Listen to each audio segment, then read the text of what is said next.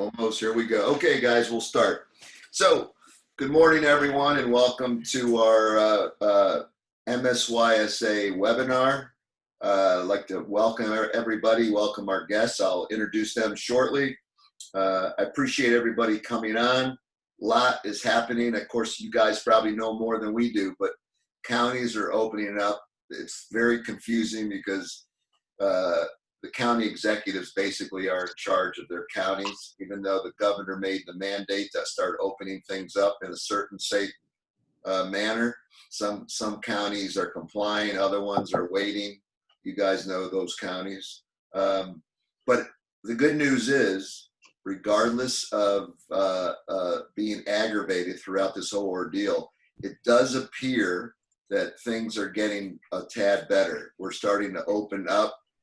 You know, there's the 9-to-1 ratio in some of the counties where you can have 9 players and 1 coach. There's still a lot to learn. We just had a Zoom video webinar right before this with the staff at MSYSA. There's a lot of things that there's a lot of protocols that still are not out there, like restrooms, for example. If you take a group of kids to do some training and there's a restroom there, whether it's a porta-john or a facility restroom that happens to be open, those are things that, you know, we have to, as weird as it sounds, we have to discuss some protocols because we want everybody to be safe. And that's the reason why we have these webinars every week, to kind of give you guys as much information that we have to help you guys succeed when things really do open up. And I think the summer is going to be a little bit better. I don't think we're going to have major tournaments like years past, but I think things are going to start opening up, that we're going to get the kids back out on the field. So I wanted to just give you guys a little bit of a rundown again, that this webinar is being recorded. It's being recorded, and it will be on our website in case you can't watch it now because you're working or whatever, or you don't have the time. You can always go back to our webinar, our website, and click on it and listen to it. Couple quick guidelines. Please listen in the mute mode so that there's no disturbance especially when our guests are speaking today. Use the chat if you have questions. I'll be able to respond either by myself or the guests. I'll read the question to the guests and they can respond. And please be respectful and announce yourself before you speak, if that's the case.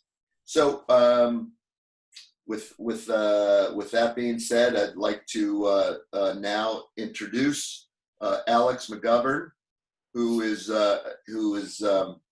and Mike Papa, both from Diversified Insurance. They were kind enough to come on today. They've also brought some other guests that are going to speak about topics that we normally don't really talk about in these webinars, but a lot of questions have always come up about the actual insurance aspect of what MSYSA provides and what type of coverage you guys have. And you'll be able to have any of your questions answered at this time, which I think will be a good thing. So I'd like to have Alex from Diversified Insurance, which is the state of Maryland's insurance provider, come on and give us a little bit of the background of the policy and how we move forward. Yeah, great. Thank you very much, Mark. I guess we can just stick with the screen sharing if whoever's clicking could just click through when we're ready to move to the next one. But I am Alex McGovern. I am the producer that handles the insurance coverage for the state of Maryland.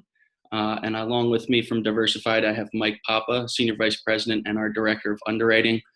He's going to be here to field as many questions as possible that you guys have that I might not be able to answer. And we also have, next slide, please, Patrick Gavin and Brenda Campbell from Alive Risk. There's some partners of ours that are the industry experts. And Patrick's the Managing Director and Brenda is the Director of the Sports and Leisure aspect of their program. So they're also going to be available to, I'll cue them in when they have some stuff that they would like to add as we're moving through the PowerPoint. And we want to make this as much of a conversation as possible. So please feel free to, ask questions in the chat as we're moving along, and we'll do our best to field the questions as we go. And we'll also open it up at the end for questions if you guys have that. So let's get going here. So most of you guys are asking, is there coverage under your current program for COVID-19? And Mike Papa is going to come on right now and start us off by talking about the 3 different buckets that there are, and kind of try and answer that the best we can. So Mike, go ahead. Good morning, everybody. Thanks for joining us today. I'm going to address the question, are we covered? That is a loaded question, because we've got 2 levels of coverage that we're talking about. We have the MSYSA program, and then we have the coverage that might apply to the respective clubs and teams. But from a broad approach, property and casualty insurance is in 3 primary areas, and we need to understand all 3 in order to answer that or address that question. One of the 3 areas, one of the 3 buckets has to do with lost revenue. Does my insurance program respond because I don't get the fees that I was normally getting, or I don't get the people coming into my retail store? I don't get the people coming into my restaurant. In our case, it's the club fees primarily. The short answer to that is not likely. Lost revenue is not going to be contemplated by the great majority of insurance programs out there in the United States. So that might not be the primary area of concern, however, with regard to the membership here. The second category has to do with what happens if I get sued. And in that case, in this second bucket, there might be 2, maybe 3 different types of policies to which you could appeal to coverage for something like this. There is something called a general liability policy. MSYSA carries a general liability policy, and we reviewed it. And in the great majority of cases, if there were an allegation of bodily injury caused by the organization and found to be legally liable, you would get defense and possibly coverage for something like that.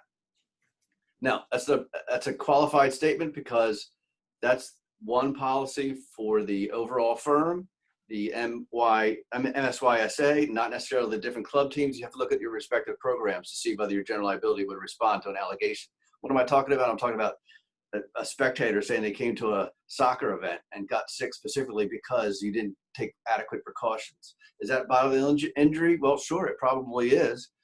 Are you legally liable for it? That's something determined by the courts. Would you be defended for something like that in the absence of a specific exclusion? You would. So the first case, lost revenues, am I covered? Probably not. Liability for an allegation of bodily injury? Maybe. How about if someone sues you because of decisions made to have a tournament when, in the spite of advice to the contrary, where you were told there was a high likelihood that someone was going to contract a virus, and you get sued as a director or an officer? If you have a directors and officers policy, in the absence of an exclusion specifically for that, most likely you're going to have defense and maybe even coverage for something like that. So you would want your broker to take a good, hard look at your directors and officers policy and your general liability policy to see if you would have coverage for something like that. Sometimes, while we're in this bucket, I said in the absence of specific exclusions, and I'll try to stop it short, but there is an exclusion for fungi and bacteria in a lot of policies. But a virus is not a fungi or a bacteria. What they're trying to laser out is mold, and not so much of an exposure for soccer clubs or organizations for something like that. Some fungi and bacteria exclusions also exclude virus, not so much this policy in force right now. So the devil's in the details, and I would encourage you to ask your broker to take a good hard look. I just want to briefly mention that third category under property and casualty. That would be workers' compensation. If my employees were to contract this disease while in employ of a club or an organization, would coverage apply? Before this pandemic, the short answer to that was no, because if you can contract a disease in society and also at work, that's not considered a work-related disease. One thing to keep in mind, there are 51 different workers' comp laws in this country. That's every state, and DC has its own workers' comp law. And compensability, which is the term used to see whether something's covered or not, varies among all 51 of those jurisdictions. And that rule of thumb that has to do with diseases contracted outside of employment has now changed by regulation in 8 different states. Where California, for instance, and Minnesota have come in and said there's presumptive coverage for someone who works for your club and contracts COVID-19. It's going to be presumed that it happened while that person was working for the club or working for the organization, because in the absence of that job, the likelihood of them contracting that disease was very, very low.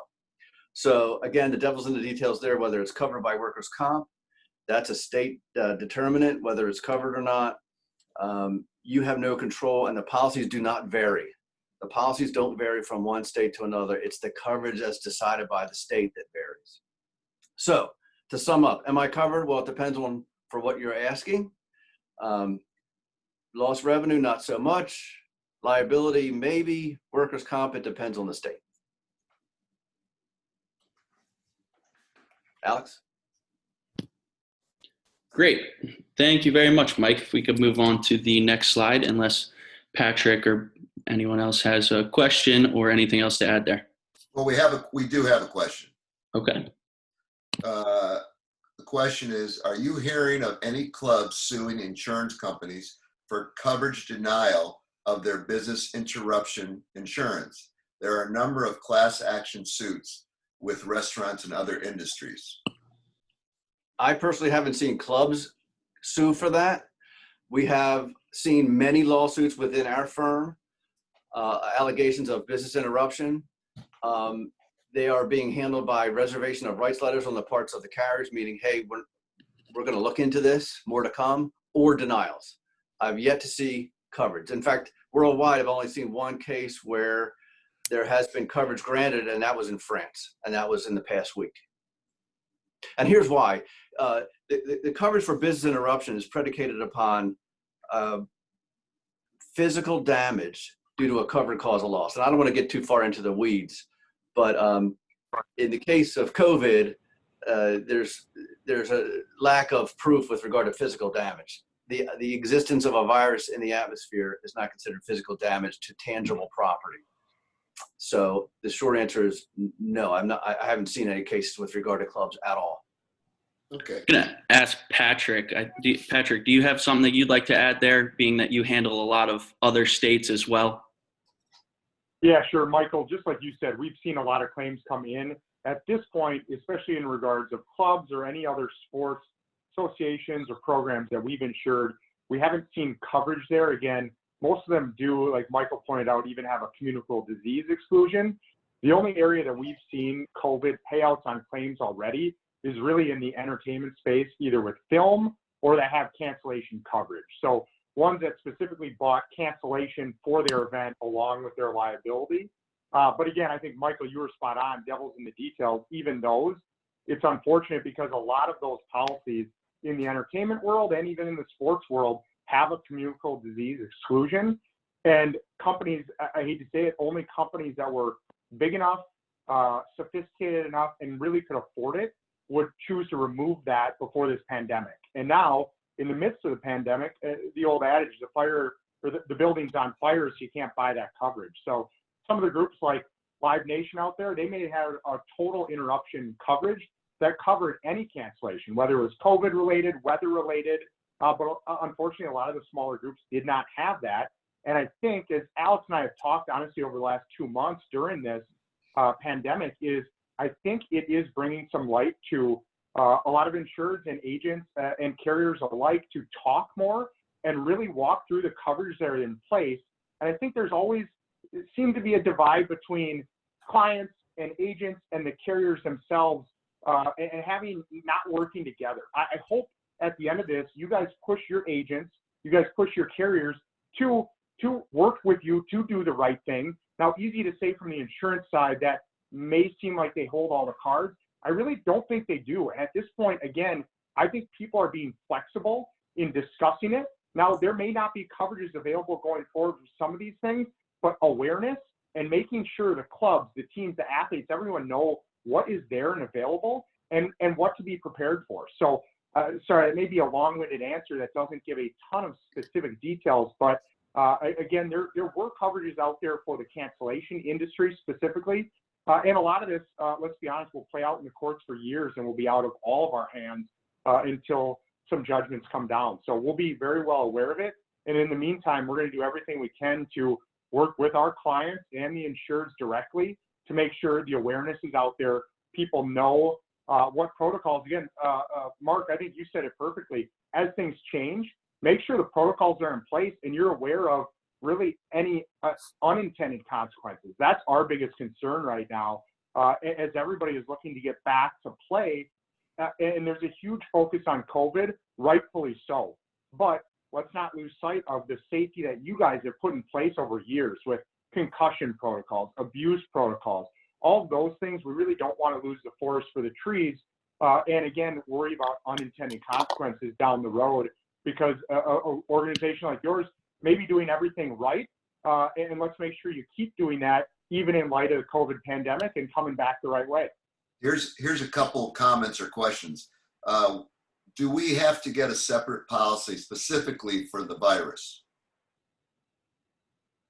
So interesting enough, during the Ebola pandemic, Lloyd's of London did come out with a pandemic coverage. It was a very specific and limited coverage. I can absolutely get you details on that. It has been in talks now since December with a lot of international markets on putting something together. I know as of right now, there is not a product out there specifically for this. People are really looking at how they're going to handle it within certain policies, as I've seen right now. But that it may come to be. We just don't know right now.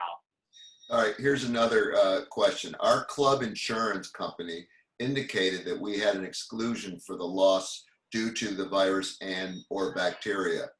So we are not covered. If a club wanted to add that specific coverage to the policy now due to this pandemic, so we would have it in the future if this occurs again, do you think the cost to add this would be higher than it would be if we had it before the pandemic?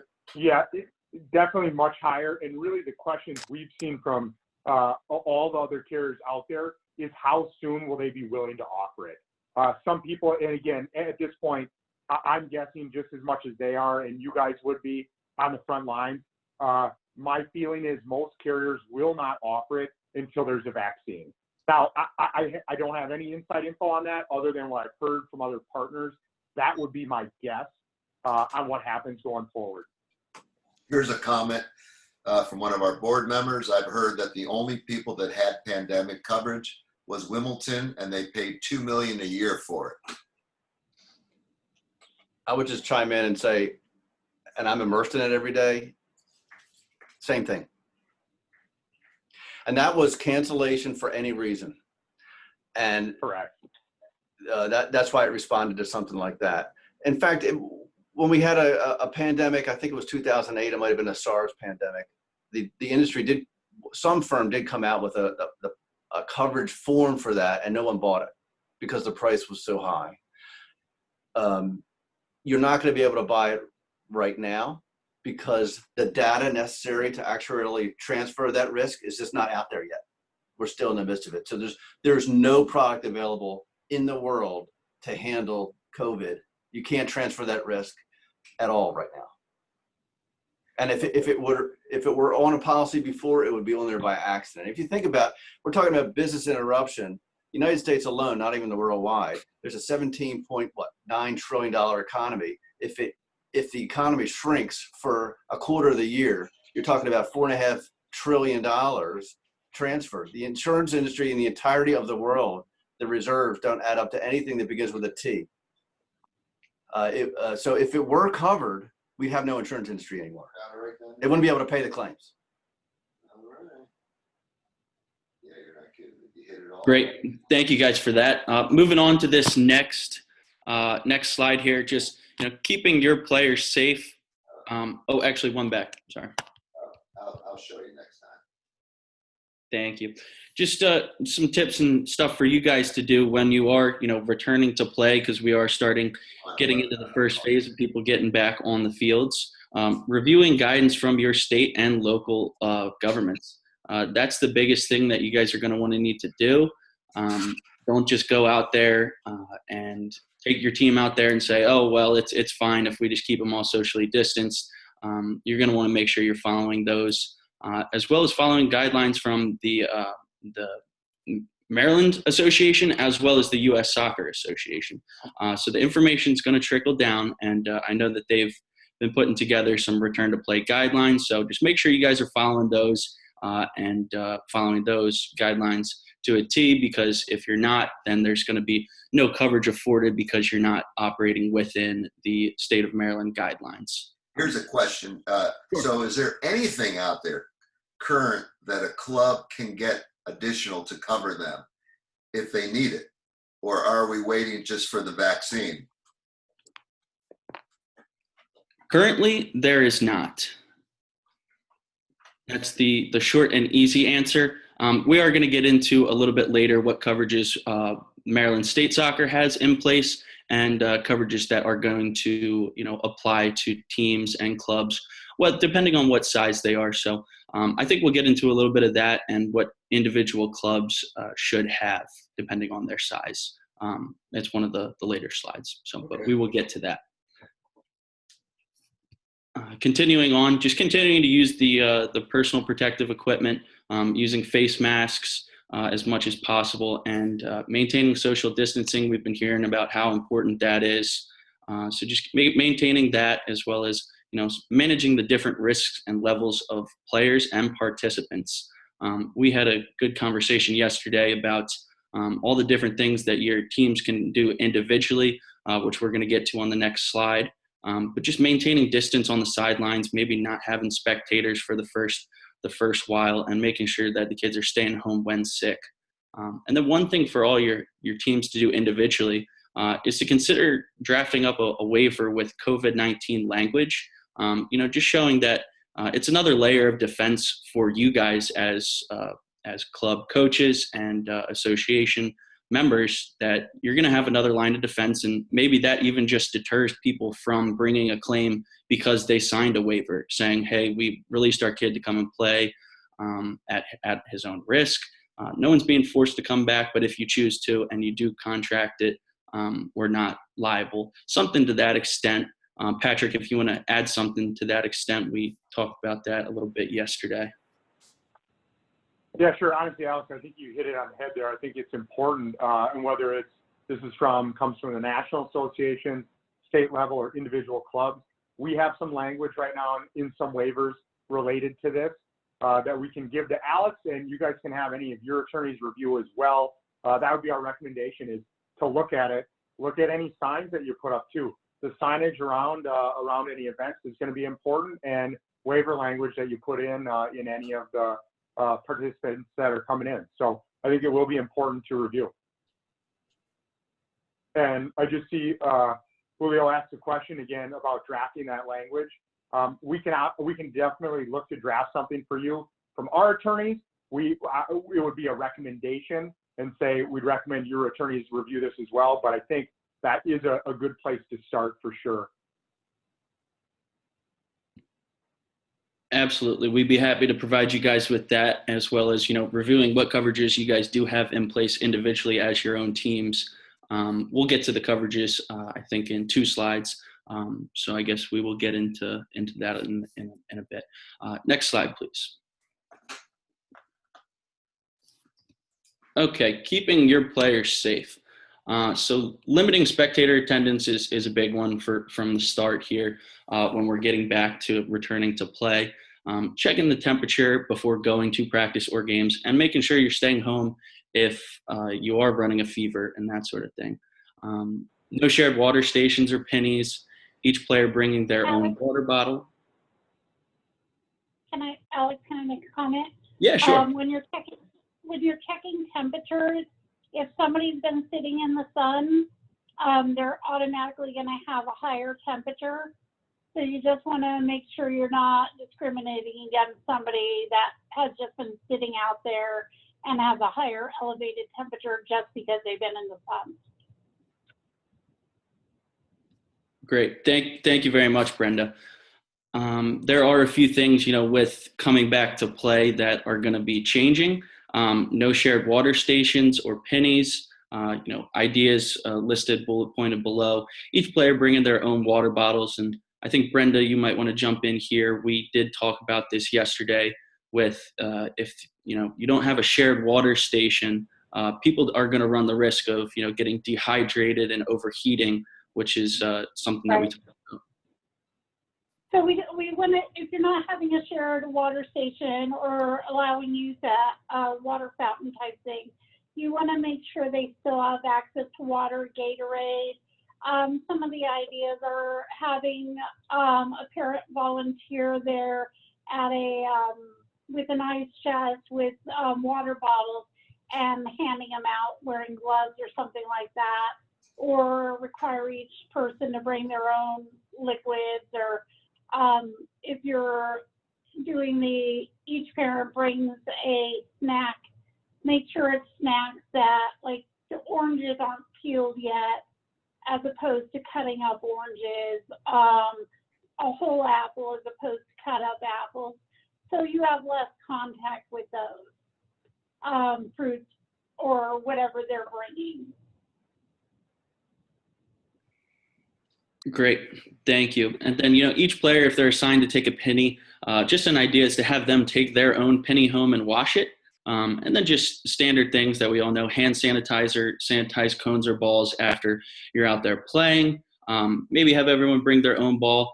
And one that's not on here that we discussed was having the coaches only pick up the cones. Don't have every kid, grab the cone that's closest to them. I know that's unfortunate. You guys probably don't want to hear that and run around the entire field and pick up the cones, but the less people touching the same thing as possible is going to be big there. And then just checking on your players' mental health, ask them how they're doing, something you probably should do anyway. Check on them, make sure they're doing all right. This is going to be a pretty different situation. No one's really experienced, and it's going to be tougher on a lot of your players. So just making sure they're doing all right mentally. And then that also goes into the abuse, which we'll get into on the next screen with a lot of the live training sessions that you guys might be doing. If you're, doing a Zoom call, having everyone do drills by themselves.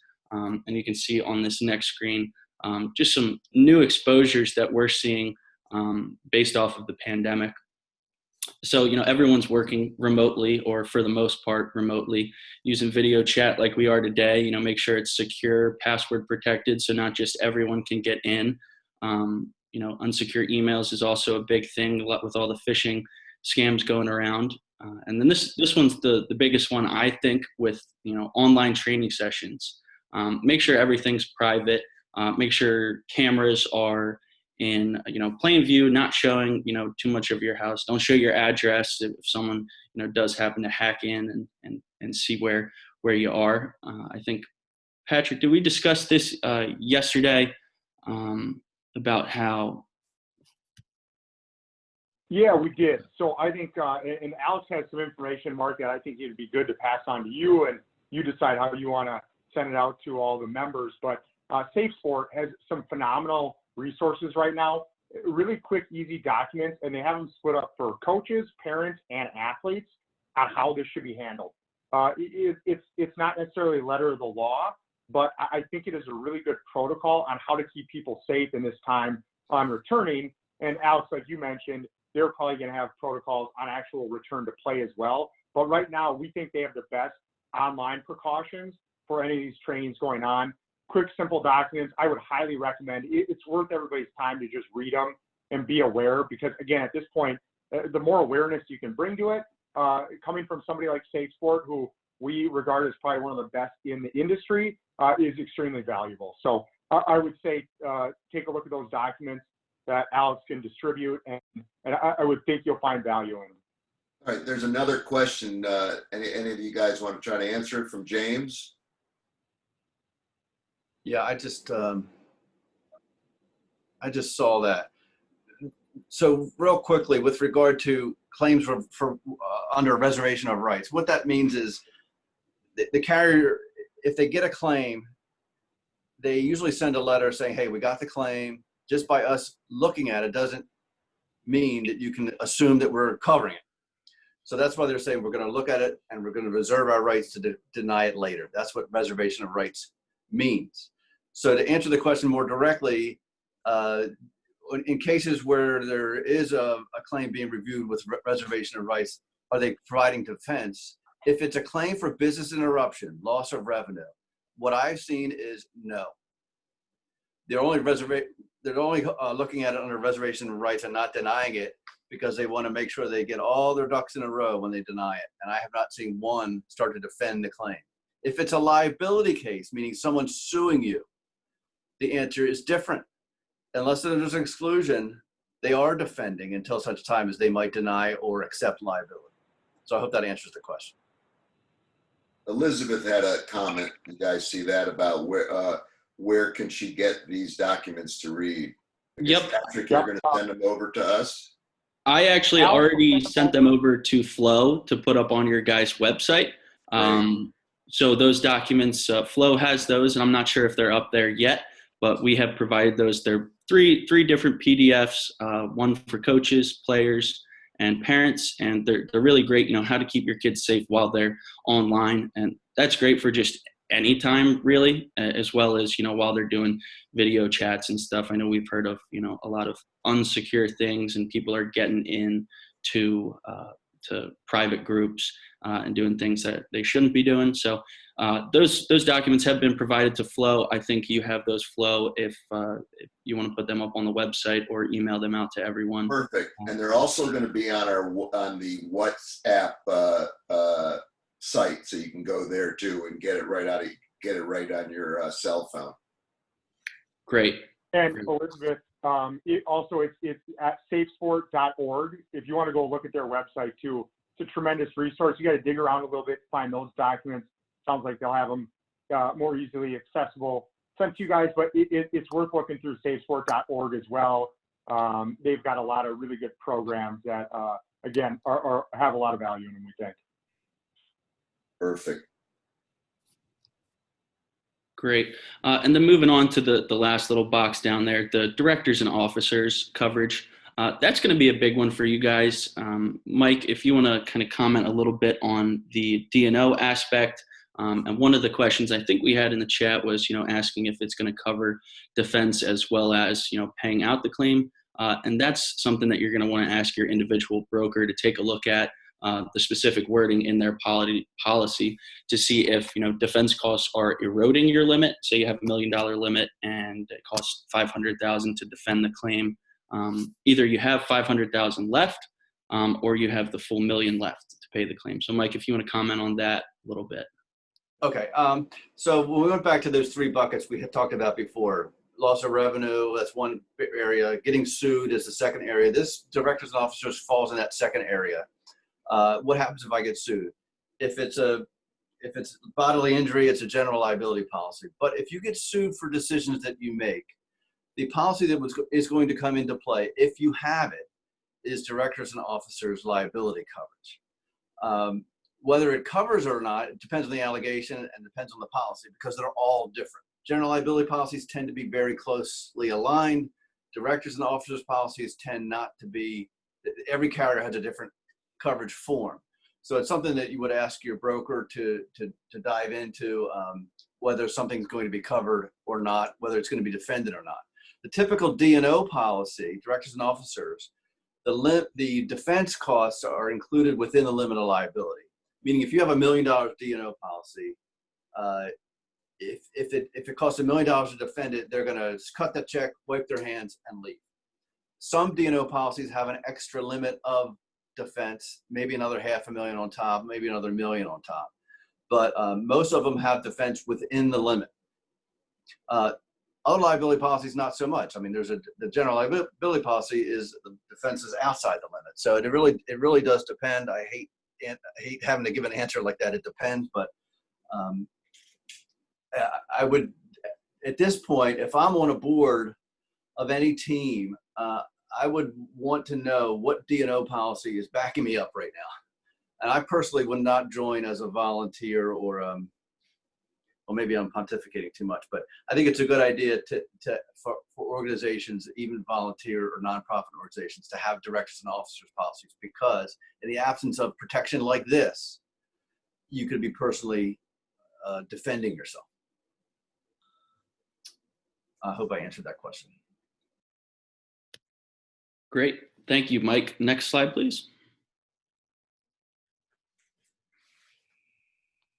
Okay. Oh,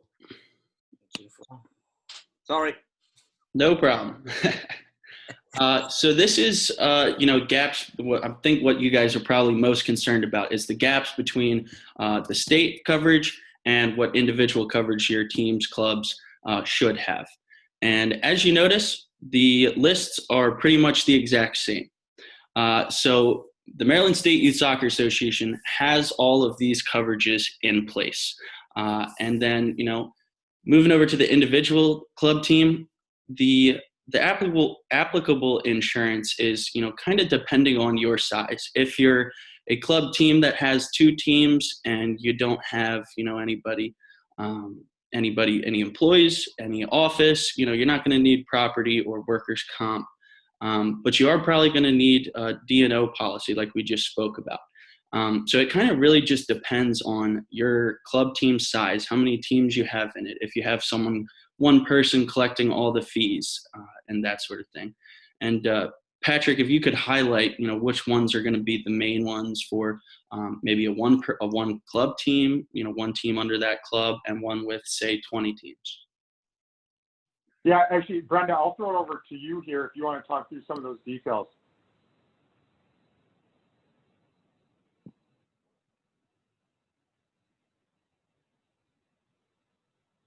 I think you're muted, Brenda.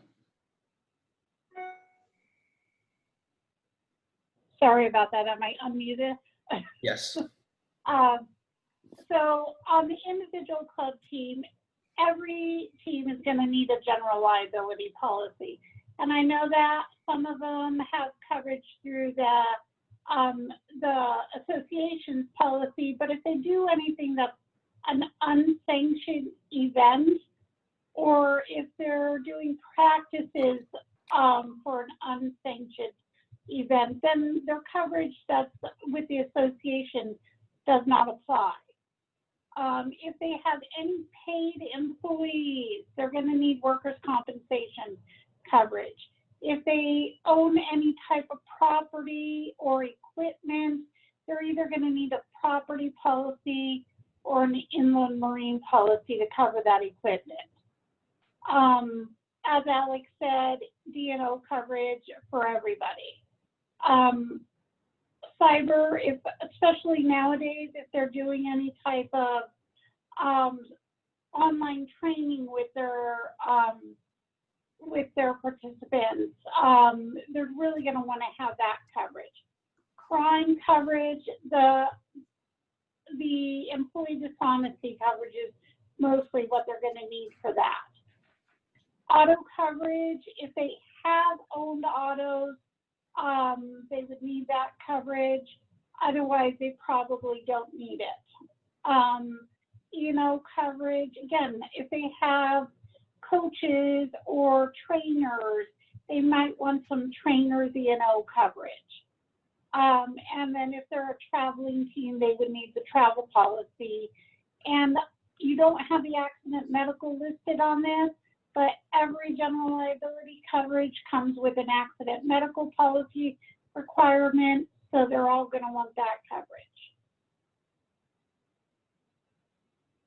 Thank you. I'm just going Brenda, to jump in. we If I have may, I'm another- just going to jump in, Alex, with regard to the coverages. It can be sort of, I would imagine it would be overwhelming on the part of some clubs or teams seeing that list of coverage. We're talking about transferring risk here, the risk of having loss. You can do three things with risk. You can avoid it, meaning you can stop having the games. You could mitigate it, which is take a lot of steps to decrease the chance of having a loss. In a lot of cases, that's the only viable option, because to do that third thing, which is to transfer that risk to an insurance company, you might not have the financial wherewithal to do it. What Brenda speaks to is the best case scenario to have all these coverages. Some of them more important than others, and some of them mandated by organization or even the state law. For instance, if you have a paid employee in Maryland, there's some states you don't need workers' comp unless you have 3 people. Maryland, as soon as you have your first paid employee, you have to have workers' comp insurance. So you want to make sure you're in compliance with the law. What about independent contractors? Many coaches are independent contractors. Well, So go ahead, Brenda.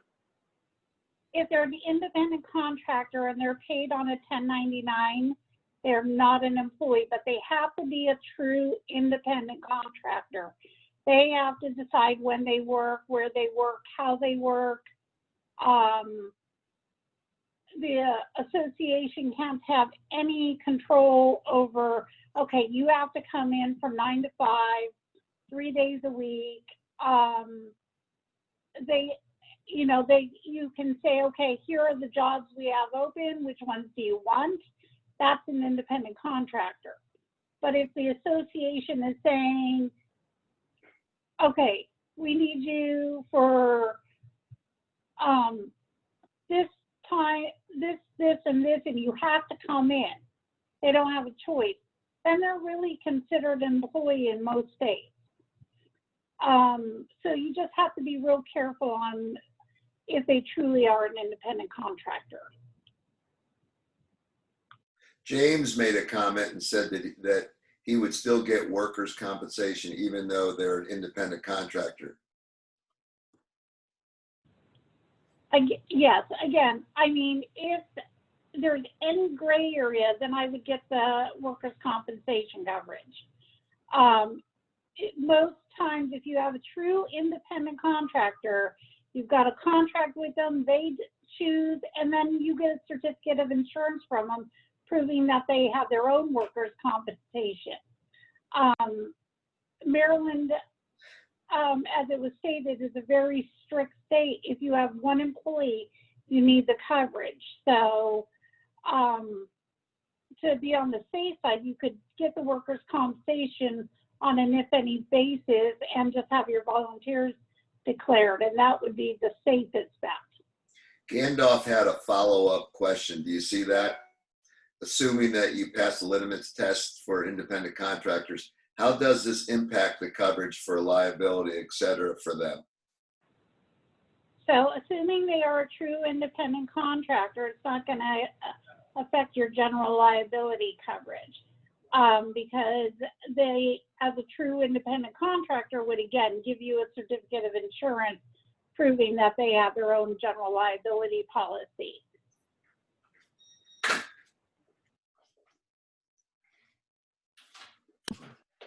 Thanks, Brenda. Just to follow up on that, I would kind of say, there probably is going to be some gray area on that one. So that's something you guys are going to want to discuss, on an individual needs basis with your broker. And, we'd be happy to discuss that with you guys and review any of your policies, with that.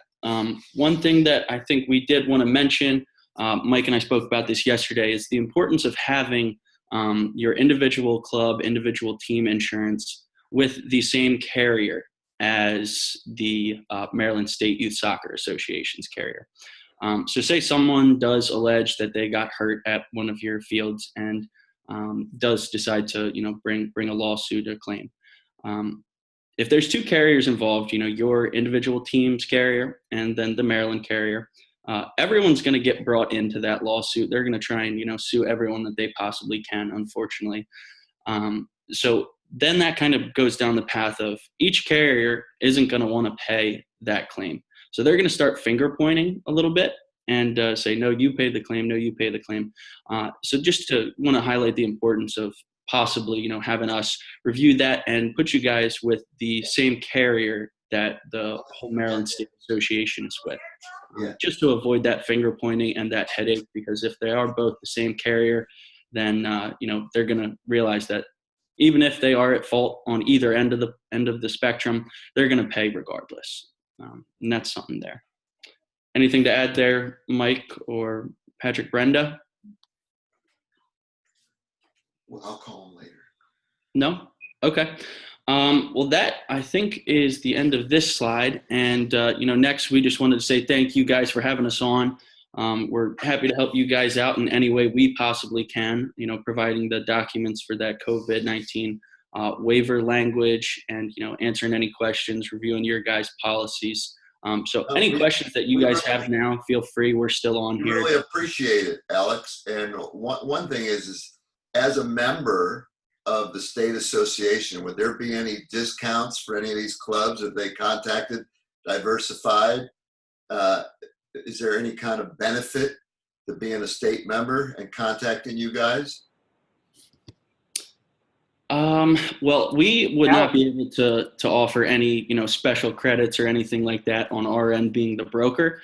But, what we could do is, speak with the carrier and see if they have any leeway of, bringing everybody together and something like that. And that's going to be on a carrier by carrier basis. So, that's something that we could always discuss and possibly, do something like that. That would have to. I would like you guys to look into that as the state insurance, seeing if you can come up with, since there's over 100, and I think there's like 144 clubs in the state of Maryland. If somehow you guys could put together some kind of group package for the state of Maryland, that would be ideal. That would be a win-win for everyone. Patrick, if you want to answer that one, that would be great. Absolutely. So we've put programs like that together before. Obviously, whenever you have a larger group and get everybody together, there's always a reason to look at it and say, hey, there could be discounted pricing. We put programs like that together all the time. It would really be looking at it and saying there's got to be some kind of critical mass. So it wouldn't apply if we had 10 clubs, but if you got 50, 60, 70, we would actually, our actuarial team would be able to look at it and say, here's what it would have to be at a minimum for these discounts to kick in. But also, it's great value to us because then it does show from our side at a live risk, and Brenda, our lead underwriter in sports, it's discussing with you guys. It's having more calls like this, so you see us more as a partner than a piece of paper and an invoice you have to pay every year. We think we actually can provide some value, and I think working with Alex and Diversified has been really good because we have calls like this with the insureds. It is somewhat rare for an agent and a carrier to get on the phone with the insured, which we think is crazy because we think you should be able to ask questions. And I think Diversified has showed a lot of trust in us too, to say, we're partners here. We don't have to compete. And there may be a better carrier out there than us.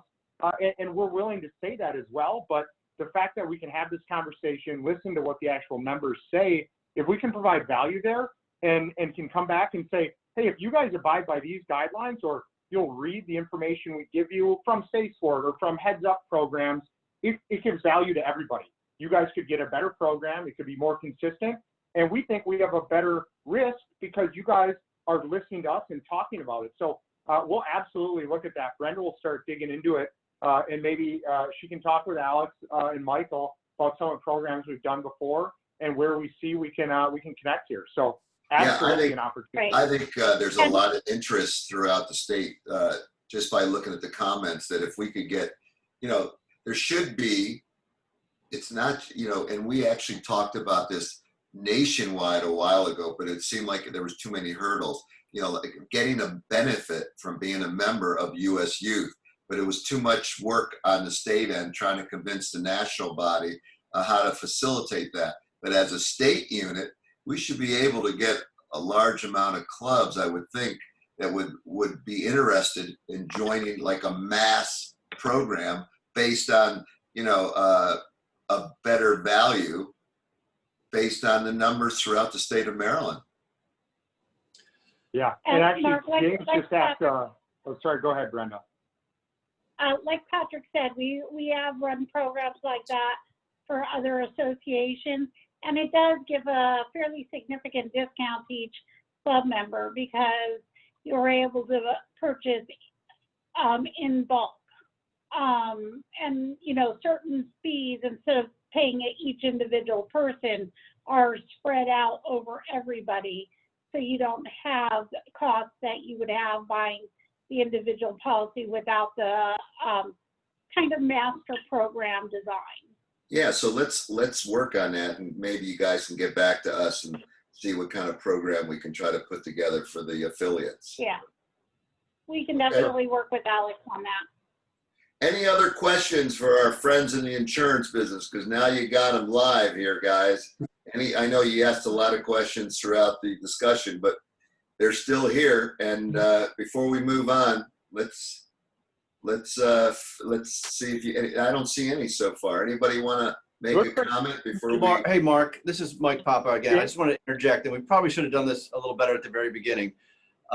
So Mike Papa and Alex and Alex used the word broker. So we're the broker in this relationship, whereas Brenda and Patrick represent the insurance company.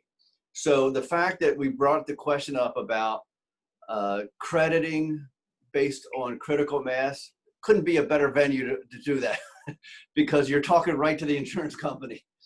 And you got them speaking to it. And they said, hey, we would be willing to look at that, which is awesome. And I also would have entertained, there was one other question about a captive.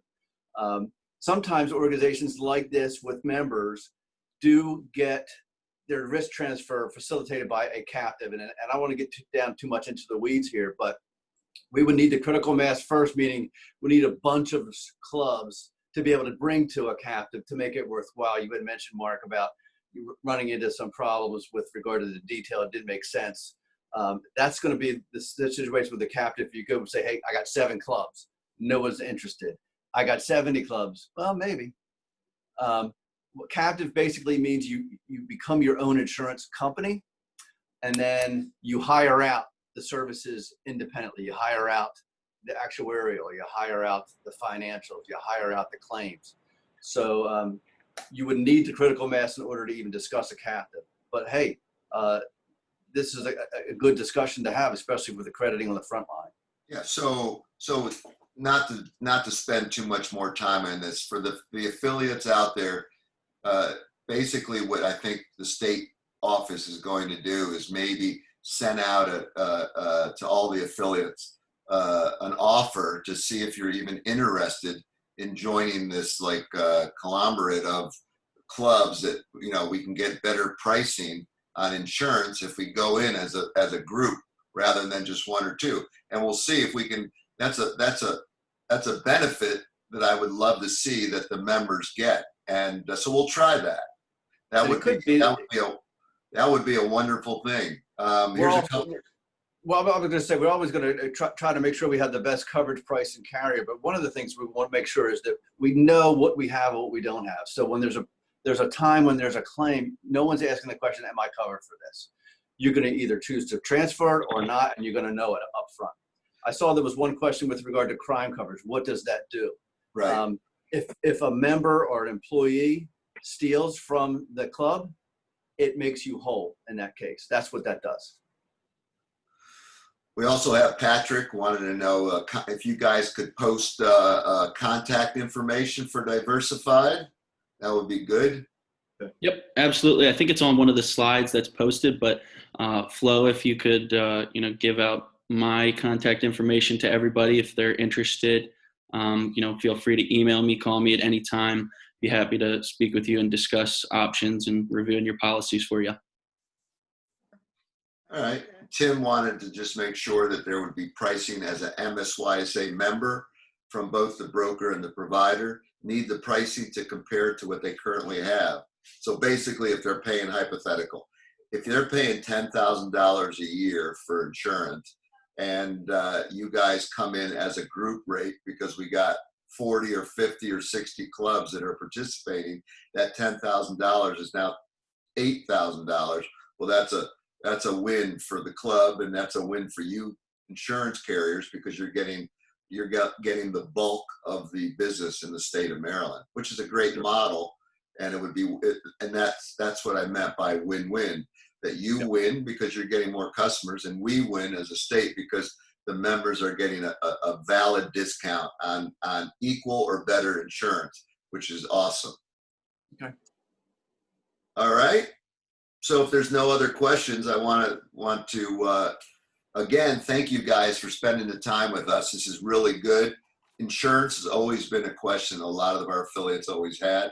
The most important thing I think that came out of this was clarity on a lot of issues that people had, which is exactly what we wanted to provide to our members. The other thing that I think is encouraging, and we're going to try to work on it on our side with you guys, is try to work this group rate among all the affiliates in the state of Maryland, hoping to provide them with that same or better coverage at a lower price. So for the affiliates that are on the line, please stay on that topic, and we're going to send out emails to you to try to get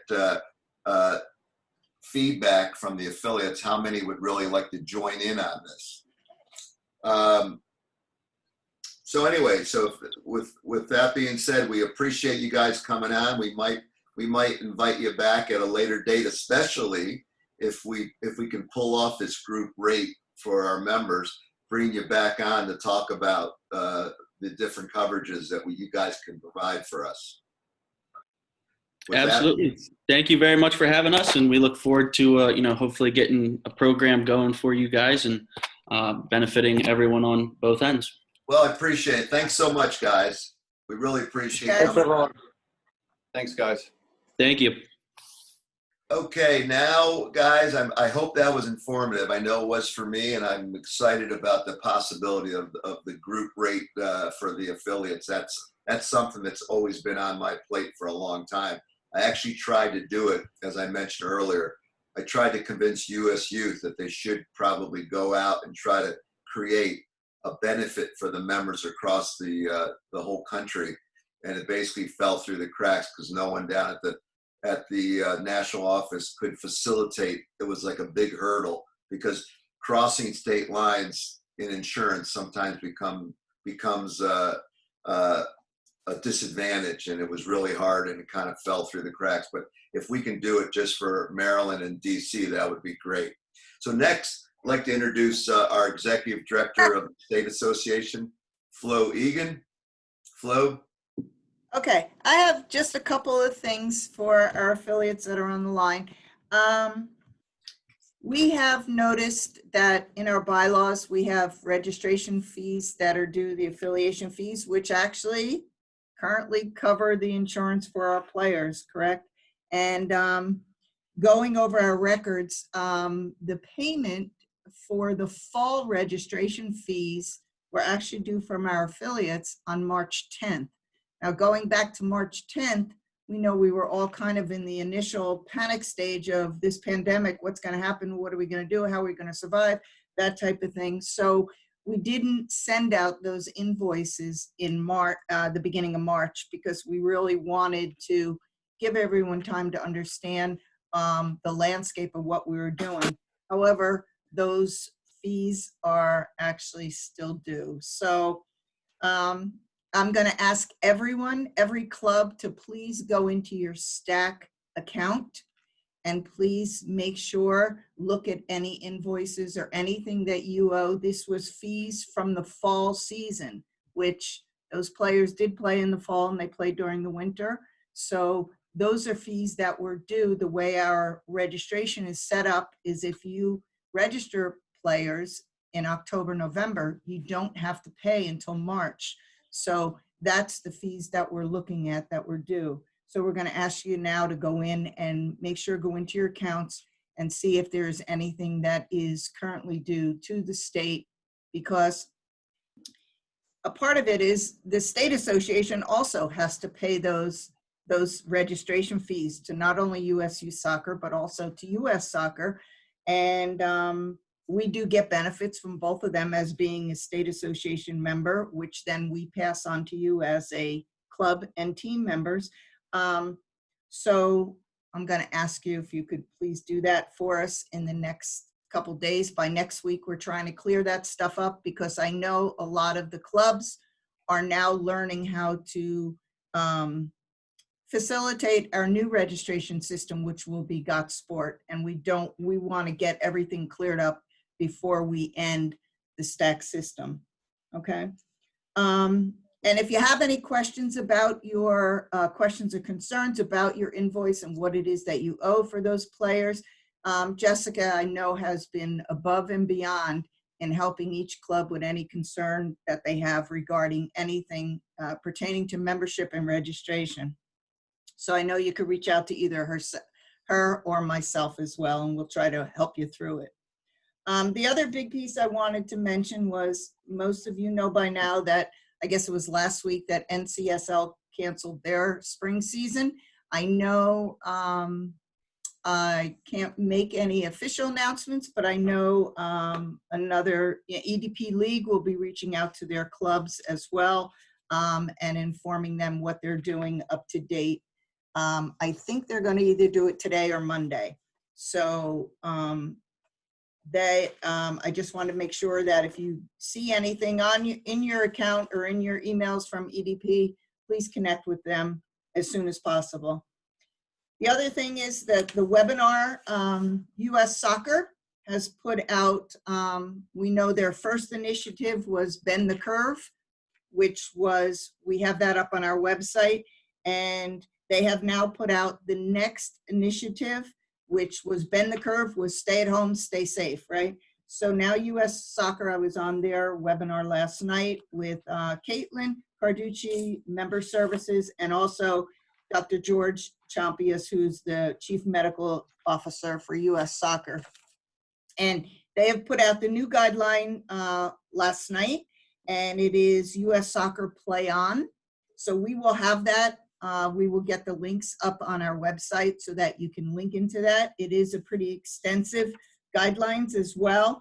It has return to play. It has, you know, they started in phase 0. Now we're in phase 1. So they give you a distinctive type of guidelines that we should not be doing.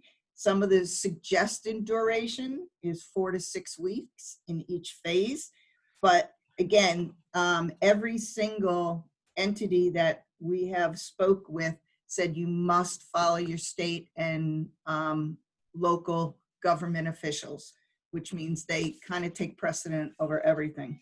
So again, this is a pretty extensive guideline. We'll make sure we get you the link for it so you can print it out. And the big thing is, as Dr. George says, is that we need to follow the protocols so that we can be at the lowest risk possible. So you could be at the lowest risk possible when it comes to, you know, any type of illness or injury with the players as well. And that's pretty much what I had for today. Oh, great. I'll pick it up. Any questions about any of that? Wait, let me call you back. I'm in a meeting. I'll call you back. Hi, Flo. It's Scott Payne from Benfica. I have a question just about the next update on MSYSA phase approach. Numbers are still like TBD in terms of like phase 3 and phase 4. Wondering if they're going to kind of a new update coming from MSYSA after the US Soccer update that you referenced. Now, the US Soccer update is actually where we are right now. So Okay. until they come, and what they've said on the webinar last night was that in the subsequent weeks, they are working on phase 2, phase 3. But again, it's based on, you know, health and guidance. It's based on safety. And so really, even what Governor Hogan said, you know, with his webinar on Wednesday, we really haven't changed. We've already, some of the counties were in phase 1 per se, but we're now in lockstep with US Soccer. We came out ahead of US Soccer, obviously because they're doing it across the country. We're doing it for one state. So we're hoping as soon as they come out with the next ones, then we can update ours as well. Okay, thanks. You're welcome. Okay, thank you, Flo. Next, I'd like to introduce Brendon Mendelsohn. He's in charge of marketing and communication for the state of Maryland. So, and he had some information he wanted to go over with all of you. Go ahead, Brendon. Thanks, Mark. Good afternoon, everyone. So here's a few things I'd like to talk about from the marketing realm that are on the radar for the next few months. First thing, we'll be doing a webinar with Washington Spirit players for girls travel teams. I sent an initial email out about 2 weeks ago, but stay tuned when we find out stay tuned. We will send out a formal invite when I get more confirmation from which Spirit players will actually be on the webinar. Next, social media. So we're always looking for content to share and post from clubs. We want to share your players' goals, saves, or skills. So if you have any videos that you want to share across our platform, feel free to tag or DM our social media accounts, or you can send me an email at communications@msysa.org. I will also be putting all our social media account tags in the chat for you to access, and all the links will be on the homepage of our website as well. Yeah, so follow us on Instagram, Facebook, Twitter, and subscribe to our YouTube channel to stay up to date with everything MSYSA. Constant contact. We will also be updating our constant contact list. So be prepared for an email or phone call to confirm your updated contact information within your clubs. We want to make sure everyone is receiving our emails and they are going to the right audience. We also want to continue to do showcase articles on clubs, players, and coaches. Since I've been a part of MSYSA, I've interviewed coaches, managers, and players to hear about their achievements. We also want to broaden the scope of who we interview. As much as we enjoy sharing the achievements of clubs that receive recognition at the national level, we also want to share the stories of some of our smaller clubs, as they have an immense impact on the Maryland soccer community. So to the clubs that appear less frequently on social media, please email me or tag any of our social media accounts if you're interested. We're also creating a newsletter, which will go live later this year. Again, as I said, as I've alluded to before, we're always looking for stories and any bits to share. So yeah, contact me. And then lastly, don't forget to utilize our website. We can confidently say that our website is among the top 5 websites for all state associations. We constantly strive to make it the best it can be. Since it went live at the end of September, we've already changed the page template across our entire site multiple times, and I'm sure it won't be the last time either. Also, earlier this year, we sent out a website survey to all of our affiliates and got some great feedback, but we are always looking to better and improve our website and communication platforms. So if there's anything you want to see that we don't currently provide or you want to see more of, we'd love to hear your feedback. So yeah, again, don't hesitate to reach out. Thank you. Thanks, Brendon. Speaking of the website and based on what we just talked about prior to Brendon, remember that we have a tool on our website that actually Brendon put together for us that goes from county to county across the state of Maryland. So it's a very simple tool. Go on our website, click on your county, and you'll get the up-to-date information on what's open and what's not open based on your county jurisdiction. It's a great tool. You guys should definitely use it. So thanks again, Brendon. So next slide, please. Hey, Mark, this is Flo. I think we also included DC in that as well. So District of Columbia, if it's not up there now, it should be included within the counties. Is there anybody, by the way, I'm just curious, is there anybody online that's from DC? Any DC affiliates that are joining us? Yes. Oh, great. What club are you from? Washington Capital United. Great, thanks. Thanks for joining us. Thanks, Mark. Okay, next, for all of you that don't know him, Alan Lydiate, our Director of Coaching, has some information that he wants to discuss about sessions and the bathroom issue that we talked about earlier, and a few other things. Go ahead, Alan. Thanks, Mark. Yeah, it's just a couple of, I guess, quick updates. First one, I've had a couple of calls this week related around, how do we design a session in this sort of phase 2. So I'm currently working on sort of developing session plans in the sports session planner centered around COVID and sort of listing them so that it's obviously easier to find for members. But I'm also in the process of establishing a sports session planner round 2 webinar that's probably going to take place next Thursday.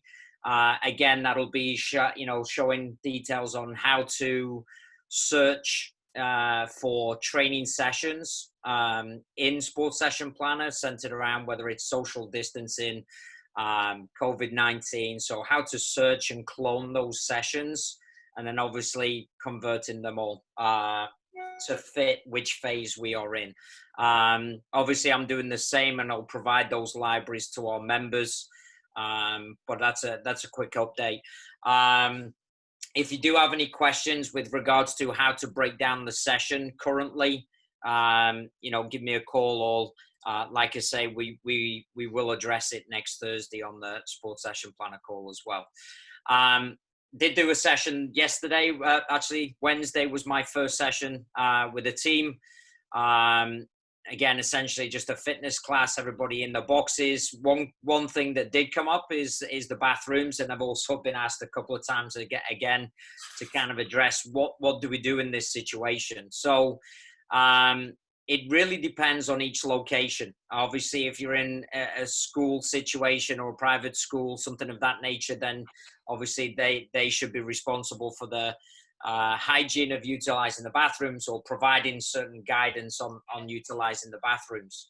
I chose not to utilize porta-johns, and obviously in that decision, we had to announce to the families that when they were attending, the practices, that there would be no bathrooms on site, and that they'd have to obviously plan according.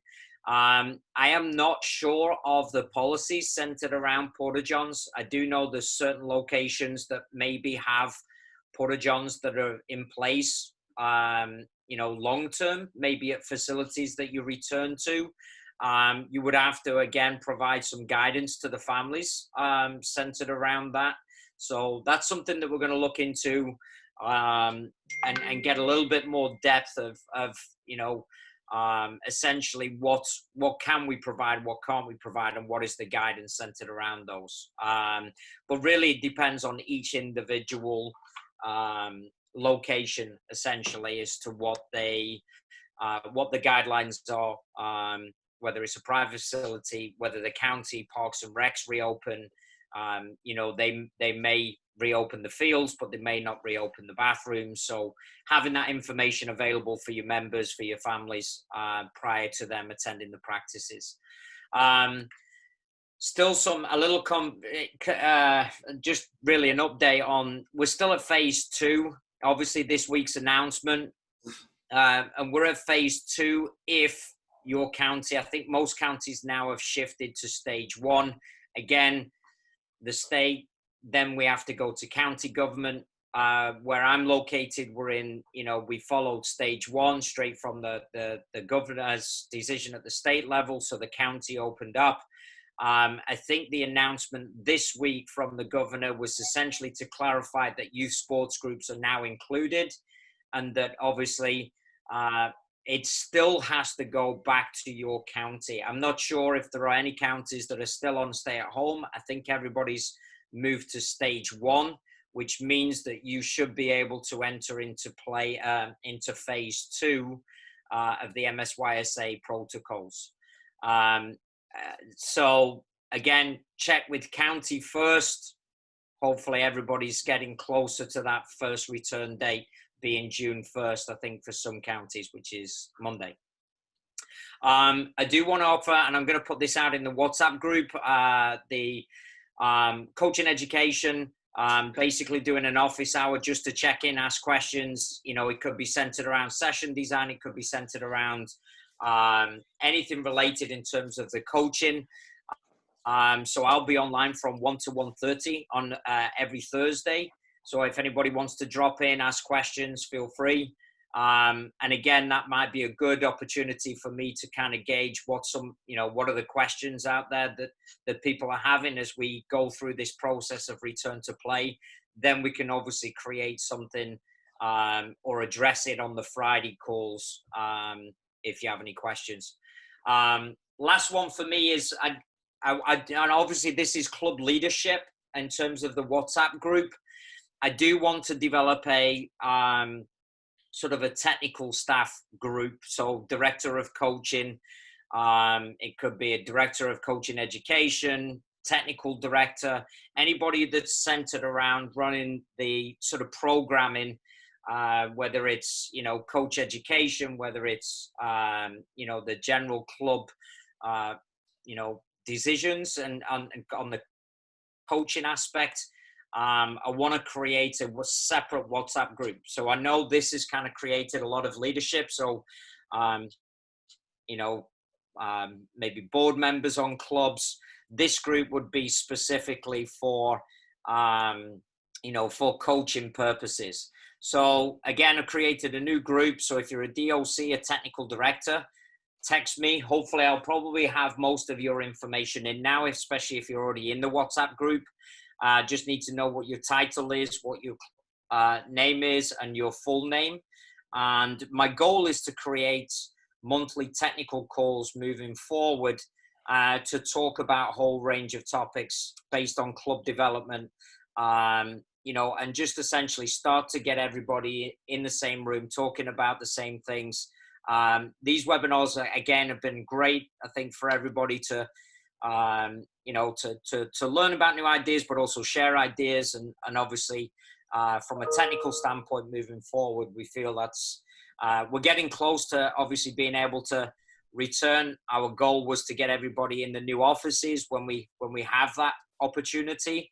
But I think a monthly sort of technical call as things change would be great to keep everybody in touch and moving forward. So that's pretty much for it from me. Don't want to keep you too long. I know it's been a long call. Any questions in general, not just from my side, but any others? Mary has a question. You see it, Alan? Incorporate passing. So it's phase 2. We can incorporate passing, as Governor indicated, limited sharing of equipment. Gandalf, I think, Gandalf, are you still on the call? Do you want to share what we were discussing in terms of the US youth soccer guidelines and what that means centered around sharing of equipment? Yeah, absolutely. So one of the large areas of risk when it comes to returning to play has to do with touch surfaces. And because of the nature of soccer practices in general, obviously a soccer ball is something that a lot of players are touching. And it's not just, you know, the obvious times, you know, picking a ball up, picking a cone up. It's also they're putting on their shoes or tying their shoes. Those kind of transfer points do exist. So at the moment, you know, in this phase, we are still limiting the passing because, you know, that is something that then will provide the opportunity for those touch surfaces to come into contact.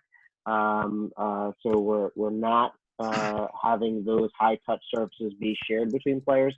Coaches should certainly still be, you know, as mentioned even by the insurance experts today, being the only ones to touch cones and things of that nature. And it's strongly encouraged that we also come up with a solution for your program and your team in terms of pennies or bids for certain color reasons, even when we do get back to contact or even the next step between now and contact, because having those kind of touch points eliminated, you know, even when we are sharing a ball, is going to be, you know, something that is in everyone's best interest to reduce risk. Let me know if that does not answer your question, but at the moment we are certainly not looking to, you know, to include passing yet in this phase. Yeah, so the passing is when we move to phase 3, which is when the governor moves to stage 2. So we're still in stage 1. When the governor moves to stage 2, we're looking to then obviously move to phase 3, so which will incorporate passing. So Mary, sorry for the bad news. I know you wanted us to spin it another way, but it is what it is. And we're dying like the rest of you guys to get everybody back out on the fields. So we have listed for you guys who haven't joined the WhatsApp group.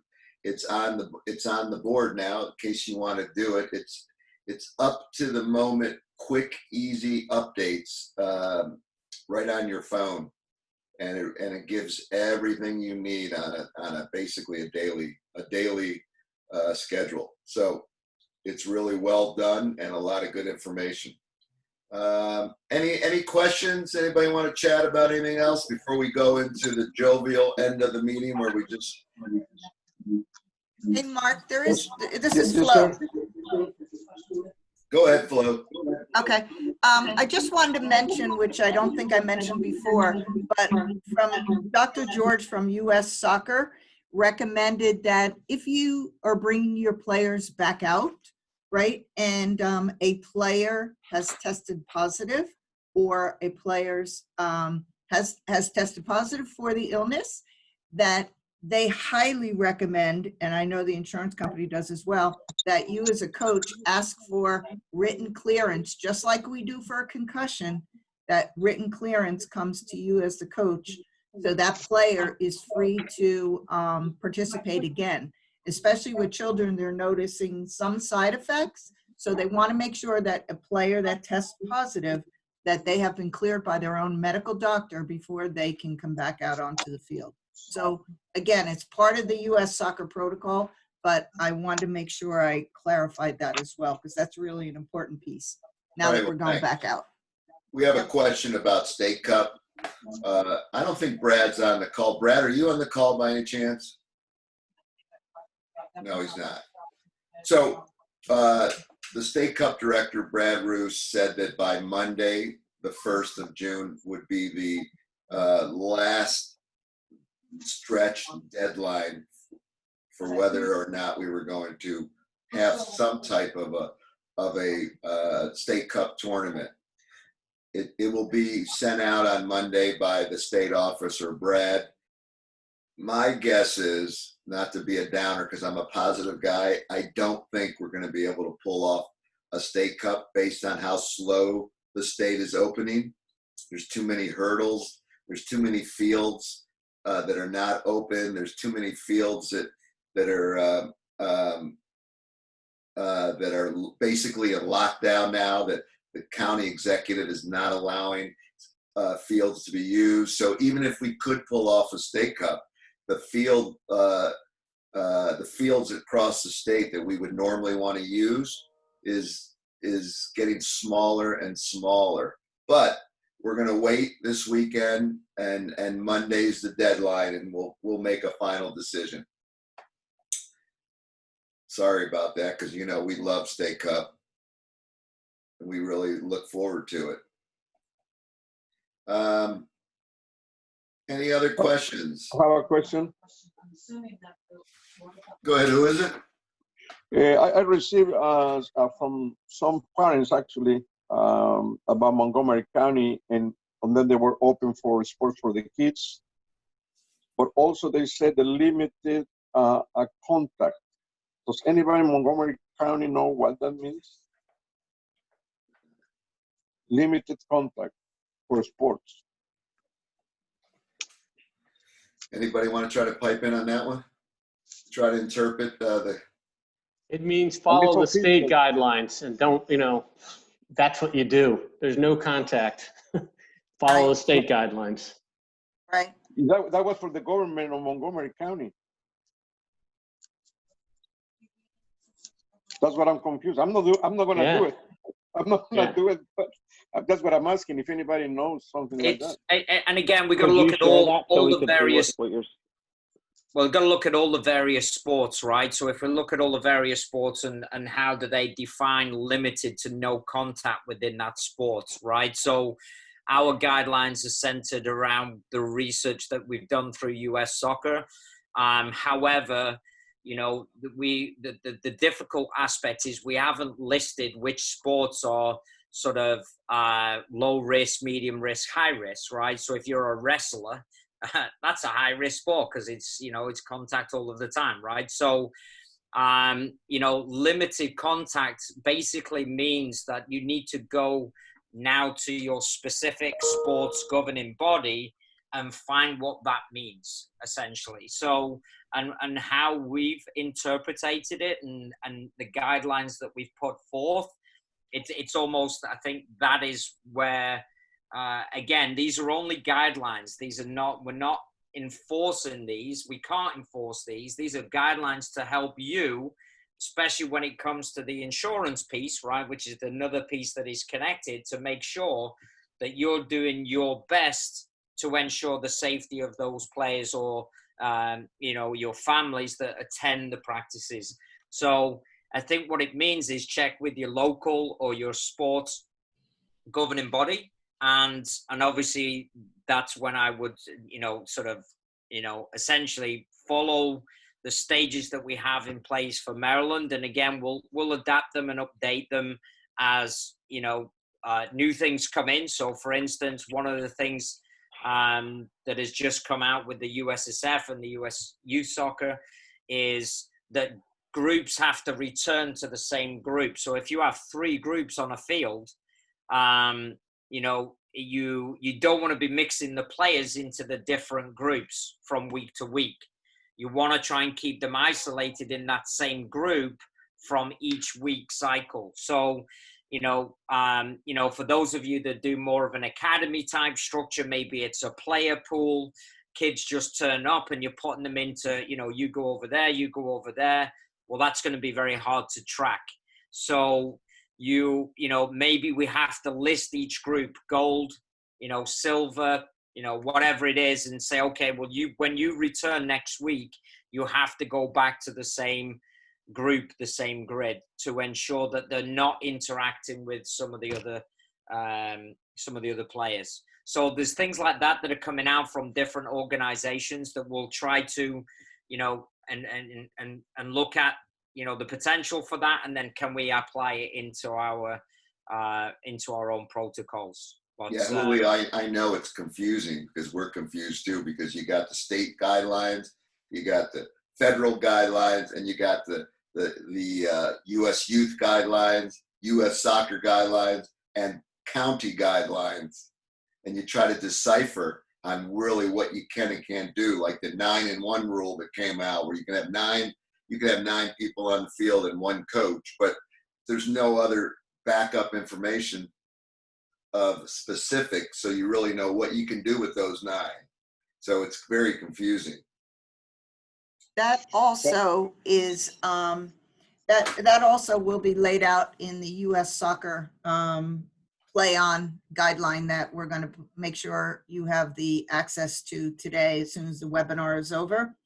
And also on the call this morning that I was on with the committee, they're talking about some of the sports that have limited contact, mean archery, rifle, horseback, those bicycle. Those are the sports that I know some of the counties were speaking of, the ones that less competitive and less competition, less contact in competition formats.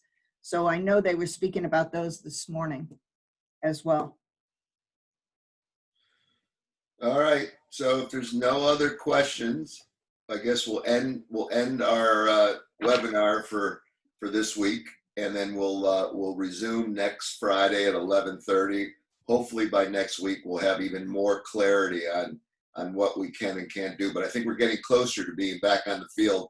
Just we don't know what the look's going to be until we get better clarification.